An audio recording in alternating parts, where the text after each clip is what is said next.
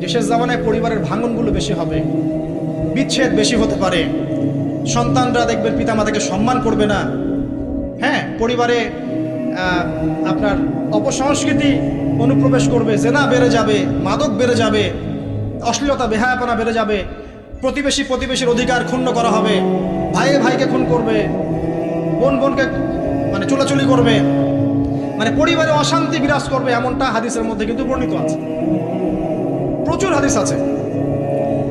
তো এই অবস্থায় একটু আপনাকে দেখাই যে এখন এমন একটা অবস্থা চলছে যে আপনি ম্যাক্সিমাম পরিবারগুলোর মধ্যে যাবেন, আপনি গিয়ে দেখবেন ম্যাক্সিমাম পরিবারে কিন্তু নামাজটা নাই। ম্যাক্সিমাম পরিবারে যাবেন, আপনি গিয়ে দেখবেন সেখানে কিন্তু পর্দাটা নাই। বেশিরভাগ পরিবারে আপনি যান, দেখেন দিনের ইলম চর্চার যে গুরুত্ব, এটা কিন্তু ওখানে দেখবেন আপনি নাই। বেশিরভাগ পরিবারে দেখেন আপনি এখানে হালাল হারামের কোনো পরোয়া নাই, রিজিক আসতেছে কোন দিক থেকে আসুক, ঠিক আছে। বেশিরভাগ পরিবারে দেখবেন স্বামী স্ত্রীর মধ্যে খুব একটা হৃদ্যতা ভালোবাসার বন্ধন পাওয়া যাচ্ছে না, প্যারেন্টিংসগুলো ঠিক নাই, খাবারের উৎসগুলো ঠিক নাই, অপসংস্কৃতি আছে পরিবারে, এখন মাদক ঢুকে গেছে, জেনা ঢুকে গেছে, পর্ন ঢুকে গেছে, ঠিক আছে, এই যে ডিভাইসের এডিকশন ঢুকে গেছে, মানে অন্তর্নিহিত সম্পর্কগুলো, যে হৃদ্যতা ভালোবাসার সম্পর্কগুলো ছিল এবং ইসলামিক নীতি নৈতিকতাগুলো ছিল, এখন এগুলো কিন্তু দিন দিন পরিবার থেকে কমে যাচ্ছে। এতে করে পরিবারে ডিভোর্স বাড়ছে। যেমন প্রতি 1 ঘন্টায় ঢাকায় একটা করে ডিভোর্স হয়, মানে প্রতি 24 ঘন্টায় 24টা ডিভোর্স ঢাকায় হয়, এবং আমেরিকার মতো কান্ট্রিতে প্রতি 13 সেকেন্ডে একটা করে ডিভোর্স হয়, ঠিক আছে।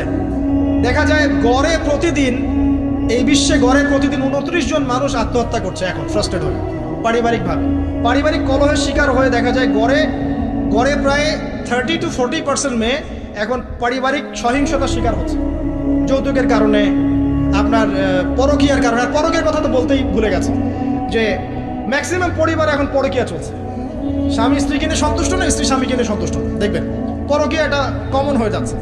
ম্যাক্সিমাম পরিবারে আপনি দেখবেন যে পর্ন ঢুকে গেছে, জেনা ঢুকে গেছে, মানে জেনাটাকে সহজ করে ফেলা হচ্ছে।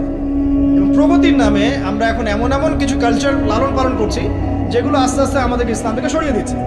তো পরিবারের অবস্থা এখন ভয়াবহ খারাপ, আত্মহত্যার প্রবণতা বাড়ছে, যৌতুক বাড়ছে, আপনার মাদকাসক্ত ছেলেমেয়ের সংখ্যা বাড়ছে, হ্যাঁ, পর্ন এডিক্টেড ছেলের সংখ্যা বাড়ছে। এরা না দেশকে কিছু দিতে পারছে, না সমাজকে, না জাতিকে। এরা কিন্তু আসলে সম্পদ না, এরা বরং বোঝা হচ্ছে। দুনিয়াবি বিষয়গুলোকে অনেক বেশি গুরুত্ব দেওয়া হচ্ছে, এতে করে দিনটা কিন্তু সংকুচিত হচ্ছে। তো এগুলো বলতে থাকলে অনেক সময় চলে যাবে। তো এক কথায় পরিবারের ভাঙনটা এখন বেশি এবং পরিবারের নীতি নৈতিকতার অবস্থা খুব খারাপ।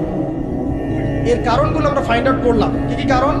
1 নাম্বার ধরেন কোরআনের তালিম চর্চা উঠে যাওয়া, তাওহীদ উঠে যাওয়া, শিরকের অনুপ্রবেশ, সুন্নত উঠে যাওয়া, বেদাতগুলো ঢুকে যাওয়া, পরিবারে হারাম রিজিক ঢুকে যাওয়া, পরিবারের কর্তাদের নীরব ভূমিকা, হ্যাঁ, পরিবারে হাজরা আলাইহিস সালামের মতো মা না থাকা, পরিবারে খাদিজা রাদিয়াল্লাহু আনহার মতো স্ত্রী না থাকা, অনেক কারণ। এরপরে বাইরের সংস্কৃতির অনুপ্রবেশ, হ্যাঁ, প্রিন্ট এবং ইলেকট্রনিক মিডিয়ার যৌনতা, এই সব কিছু মিলে কিন্তু পরিবারগুলো ক্রাশ করছে। এতে করে দেখবেন অনেক সমস্যা হচ্ছে। যৌতুক তো বললাম, সবচেয়ে বড় কথা আপোষের যে মিল মহব্বত, ওয়াজআলা বাইনাকুম মাওয়াদ্দাতা ওয়া রাহমা, এটা আস্তে আস্তে কমে যাচ্ছে। পরিবার যখন এরকম ভাঙনের শিকার হচ্ছে, তখন দেখবেন সমাজের মধ্যে স্ট্যাবিলিটি নষ্ট হচ্ছে, এবং এই সমাজগুলোতে আপনি কখনো আদর্শ রাষ্ট্র কায়েম করতে পারবেন না। এখন আসেন, জাস্ট এখান থেকে আমি আলোচনার শেষের দিকে যাব অল্প সময়, যে আমরা এখন কি কি কাজ করলে কিভাবে স্টার্ট করব আর কিভাবে আমরা এটাকে সলভ করতে পারি। এই সলিউশনটা 2 রকম। 1 নম্বর হচ্ছে যারা অলরেডি পরিবারে ঢুকে গেছেন তাদেরকে অন্য জায়গা থেকে শুরু করতে হবে। মানে যারা অলরেডি পরিবারে ঢুকে গেছেন আপনাদেরকে তওবা করে ফিরে এসে আবার শুরু করতে হবে। আর যারা পরিবারে এখনও ঢোকেন নাই, আপনারা এখনও সৌভাগ্যবান। এখন থেকে যদি আপনারা এই নসিহতগুলো মেনে চলতে পারেন, ইনশাআল্লাহ আপনার পরিবারটা 8-10টা পরিবারের মতো হবে না ইনশাআল্লাহ। প্রথমে বলি তাদের কথা যারা পরিবারে ঢুকে গেছি আমরা, তাদের কাজ কি?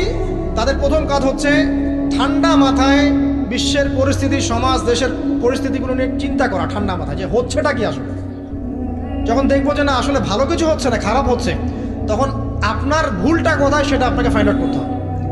আপনার ভুলটা কোথায় ছিল? আপনি এমন কাউকে বিয়ে করেছেন যে ফ্যামিলিস্ট, আপনি এমন একটা পরিবার গঠন করেছেন যেখানে আপনি কোরআনটা চালু করতে পারেন নাই, সবাই নামাজ পড়ছে না, সবাই পর্দা করছে না, হ্যাঁ, নিয়মিত তালিম হচ্ছে না। এখন আপনার কাজ কি? আগে তওবা করে ফিরে আসেন, ফিরে এসে আপনি জ্ঞান চর্চা শুরু করেন। আপনি নিজে রোল মডেল হয়ে দেখান, জ্ঞান চর্চা করে, আমল করে, পর্দা করে ইসলামের জন্য কিছু করে একটা রোল মডেল স্থাপন করে দেখান, দেখিয়ে পরিবারকে আহ্বান করেন যে তোমরাও এদিকে আসো। এবং আপনার যত ক্ষমতা আল্লাহ পাক দিয়েছেন পরিবারে, অর্থনৈতিক ক্ষমতা বা স্বামী হিসেবে ক্ষমতা, বাবা হিসেবে ক্ষমতা, এটা আপনি পরিবারে প্রয়োগ করেন, প্রয়োগ করে পরিবারটাকে লাইনে আনার চেষ্টা করেন। এরপরে চেষ্টা করতে করতে করতে করতে যদি কোনো কাজই না হয় শেষ পর্যন্ত, অ্যাটলিস্ট আপনি আপনার দায়িত্ব পালন করেছেন, এখন তাদের ভার আল্লাহর হাতে ছেড়ে দেন, আপনি আপনার কবরের ফিকির করেন, ব্যাস। যার যার হক তাকে তাকে দিয়ে দেন, নিজের হকটা আল্লাহর কাছে চেয়ে নেন। আর দ্বিতীয় হচ্ছে তারা যাদের পরিবার এখনো শুরু হয়নি, আপনারা কিভাবে স্টার্ট করবেন। প্রথমে বলবো জ্ঞান চর্চা এখনই করে নেন, জ্ঞান অর্জনটা এখনই করে নেন। পরিবার গঠন হয়ে গেলে অনেক রেসপন্সিবিলিটি আসবে, তখন ডিফিকাল্ট। তো জেনারেল লাইনে পড়া, ইসলামিক পড়া একটা ব্যালেন্স করেন। আমি বলছি না জেনারেল পড়া ছেড়ে দেন, আমি এটা কখনো বলি নাই। ওটা পড়াশোনা করেন, ইসলামিক পড়াশোনাগুলো করেন, একটা ব্যালেন্স করেন। করে আপনি 5 ওয়াক্ত নামাজ শুরু করেন, আল্লাহ রাস্তায় সময় লাগান, কোরআন তেলাওয়াত করেন, আলেম ওলামার সোহবতে যান, হ্যাঁ, আত্মশুদ্ধিমূলক কাজ করেন, সমাজ কল্যাণমূলক কাজ করেন। পাশাপাশি আরও বলবো যে দিনই কাজে ব্যস্ত থাকেন, দিনই কাজে ব্যস্ত থাকেন, ভালো কাজে ব্যস্ত থাকেন। এভাবে নিজের ভিতরটাকে আগে পরিশুদ্ধ করে নেন। এরপর আপনি একটা হালাল রিজিকের চেষ্টা করেন, একটা হালাল পবিত্র রিজিক হোক, সেটা কৃষিকাজ। লজ্জার কিচ্ছু নাই, কৃষিকাজ লজ্জার কোনো প্রফেশন নয়, গর্বের প্রফেশন। কারণ আল্লাহ পাক বহু নবীকে রাখালি করিয়েছেন, পশুপালন করিয়েছেন, জানেন? মুসা আলাইহিস সালামকে আল্লাহ পাক পশুপালন করিয়েছেন 8 বছর 10 বছর। এগুলো কোনো লজ্জার প্রফেশন নয়, এটা গর্বের প্রফেশন। আপনি হালাল রিজিক, অর্থনীতি হোক, আপনার কৃষিভিত্তিক হোক, বা ব্যবসা করেন হালাল কোনো, বা গভর্নমেন্ট জব, বড় বড় গভর্নমেন্ট জবের জন্য ট্রাই করেন, সেটাও ভালো।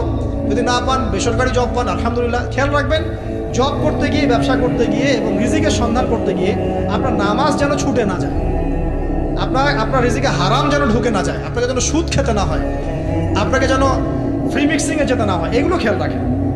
খেয়াল রেখে একটা হালাল রিজিকের সোর্স আগে বের করেন। প্রয়োজন উদ্যোক্তা হন, নতুন কিছু উদ্যোগ গ্রহণ করেন, উদ্যোক্তা হয়ে নিজে কিছু প্রতিষ্ঠা করে দেখান, এমন কিছু করেন। এরপরে আপনি বিয়ের ফিকিরটা করেন, রিজিকের ব্যবস্থাটাকে করে নেন, তারপরে ওদিকে যান। আপনার আপন ভাই হিসেবে আমি কথাগুলো বলছি, মনে করেন।